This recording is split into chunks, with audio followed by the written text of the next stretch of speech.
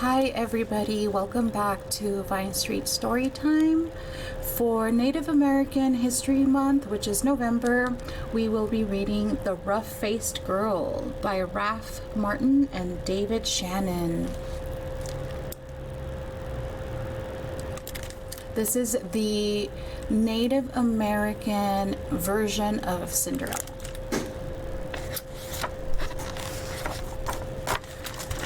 Once long ago, there was a village by the shores of Lake Ontario.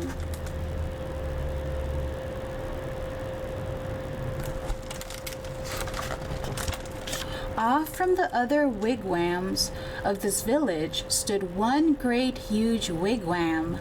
Painted on its sides were pictures of the sun, moon, stars, plants, trees, and animals. And inside this wigwam there was said to live a very great, rich, powerful, and supposedly handsome invisible being. However, no one could see him except his sister, who lived there too. Many women wanted to marry this invisible being, but his sister said, only the one who can see him can marry him. And here's the wigwam. It's one of many Native American housing structures. Now, in this village, there lived a poor man who had 3 daughters. The 2 older daughters were cruel and hard-hearted, and they made their youngest sister sit by the fire and feed the flames. When the burning branches popped, the sparks fell on her. In time, her hands became burnt and scarred. Her arms, too, became rough and scarred. Even her face was marked by the fire, and her beautiful long black hair hung ragged and charred. And those 2 older sisters laughed at her, saying, "Ha! You're ugly, you rough-faced girl," and they made her life very lonely and miserable indeed.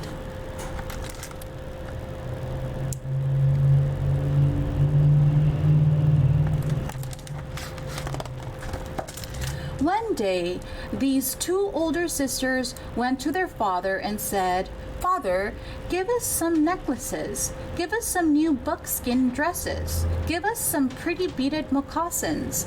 We're going to marry the invisible being." So their father gave them these things. Dressed in their finest, the 2 girls marched through the village. All the people pointed and stared. "Look at those beautiful girls," they said. "Surely they shall marry the invisible being." And if those 2 girls were proud and hard-hearted before, they were even prouder now. They walked hotly through the village. At last they came to the wigwam of the invisible being, and there was his sister waiting.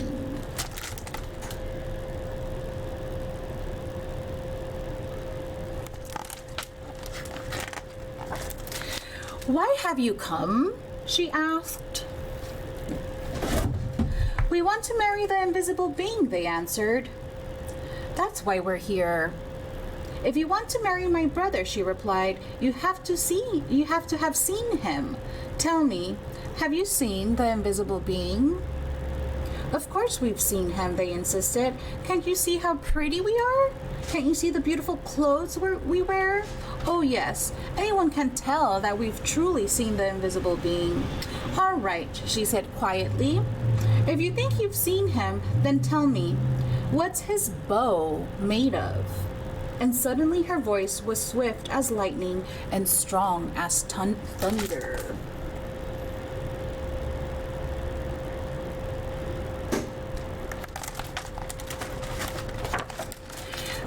His bow?"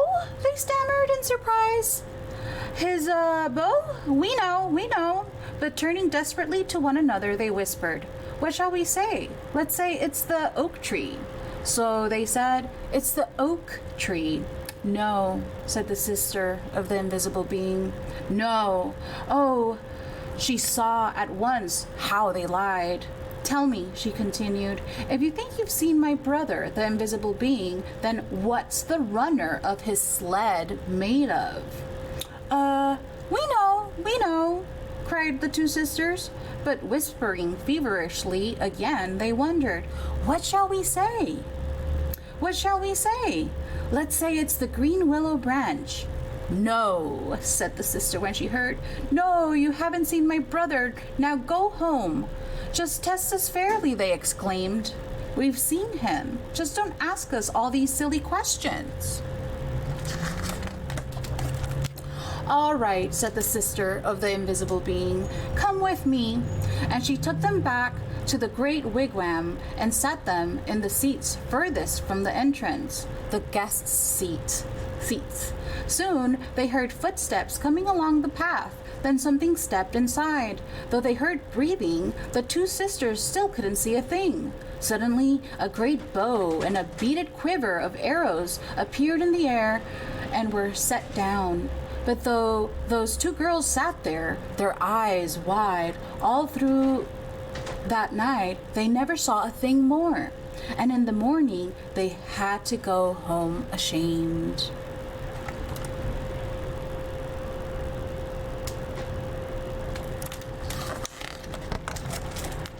The next day, the rough-faced girl went to her father and said, Father, may I please have some beads? May I please have a new buckskin dress and some pretty moccasins? I am going to marry the invisible being, for wherever I look, I see his face. But her father sighed. Daughter, he said, I'm sorry. I have no beads left for you, only some little broken shells. I have no buckskin dress, and as for moccasins, all I have left are my old, worn, cracked, and stretched out pair from last year, and they're much too big. But she said, whatever you can spare, I can use. So he gave her these things.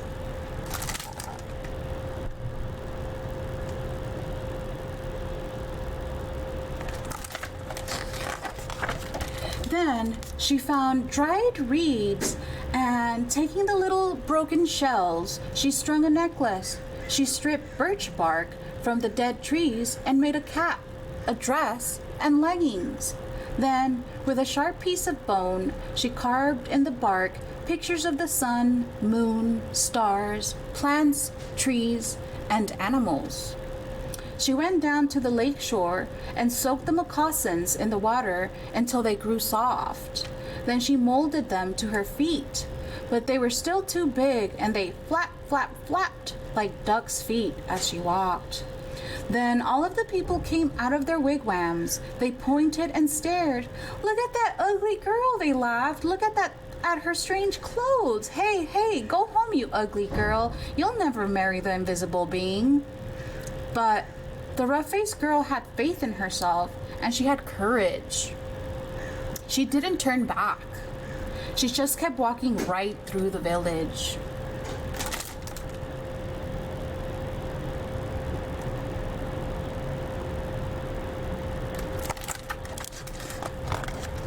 As she walked on, she saw the great beauty of the earth and skies spreading before her. And truly, she alone of all in that village saw in these things the sweet yet awesome face of the invisible being.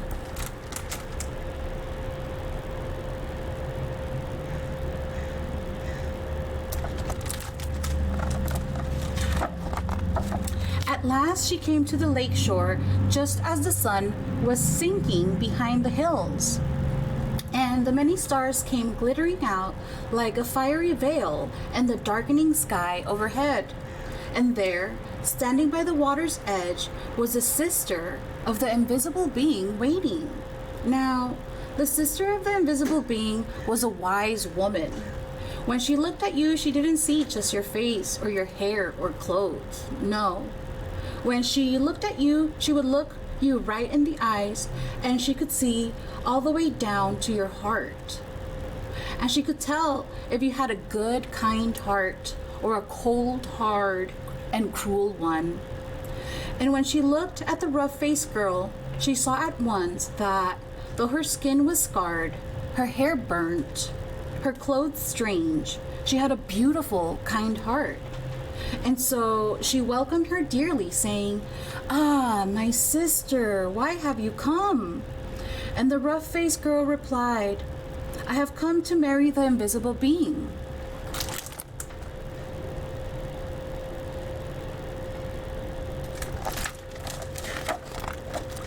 "Ah," said the sister very gently now, "if you want to marry him, you have to have seen him.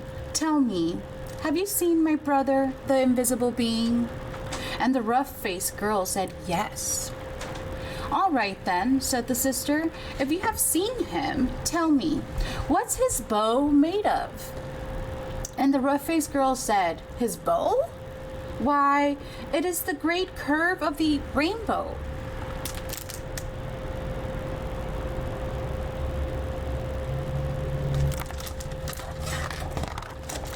"Ah," exclaimed the sister in excitement.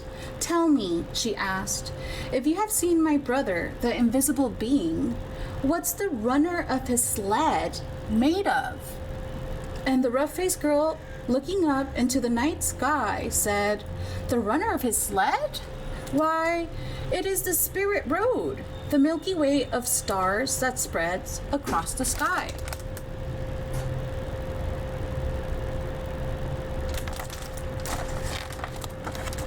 "Ah," cried the sister in wonder and delight, "you have seen him.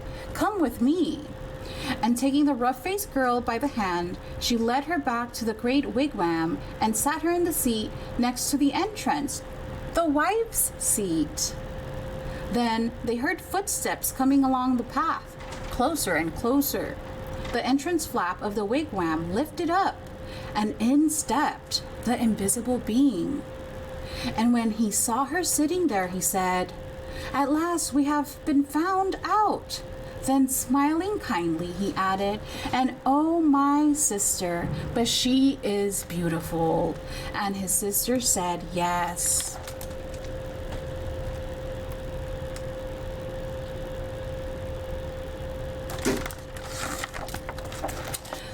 The sister of the invisible being then gave the rough-faced girl the finest of buckskin robes and a necklace of perfect shells. "Now bathe in the lake," she said, "and dress in these." So the rough-faced girl bathed in the waters of the lake. Suddenly, all the scars vanished from her body. Her skin grew smooth again, and her beautiful black hair grew in long and glossy as a raven's wing. Now, anyone could see that she was indeed beautiful, but the invisible being and his sister had seen that from the start.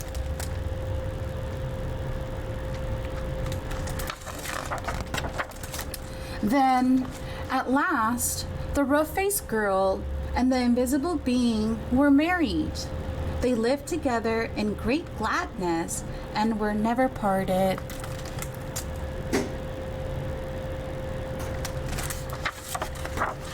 The end.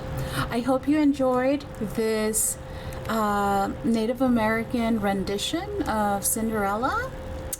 Stay tuned for the rest of the National Native American Heritage Month read-alouds. See you in the next video.